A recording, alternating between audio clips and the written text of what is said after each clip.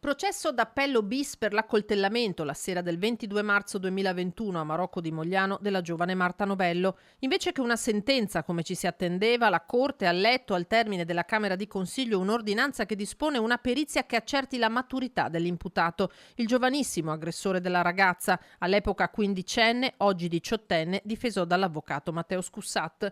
I giudici veneziani hanno nominato a questo scopo il dottor Alessandro Pesavento, rinviando il conferimento dell'incarico e il giuramento al 29 maggio. Lo specialista deciderà se accettare o meno il compito che gli verrebbe affidato. Non è chiaro infatti come sia possibile valutare oggi, a 3 anni dai fatti, la maturità del ragazzo che, giovanissimo, aggredì Marta colpendola con un coltello 23 volte finché degli operai che passavano di lì in quel momento non lo fermarono.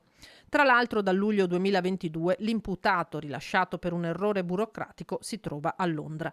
Lo psichiatra infantile Giovanni Battista Camerini aveva riscontrato nell'allora quindicenne una semi-infermità che insieme alla minore età avevano comportato una condanna in primo grado a 6 anni e 8 mesi di reclusione, ridotti a 5 in appello. Per la Cassazione la correlazione tra vizio parziale di mente e immaturità del ragazzo non è stata sufficientemente chiarita. Da qui la revisione del processo e la scelta della Corte d'Appello, per sciogliere il nodo, di disporre una nuova perizia. L'imputato andava assolto per difetto di imputabilità.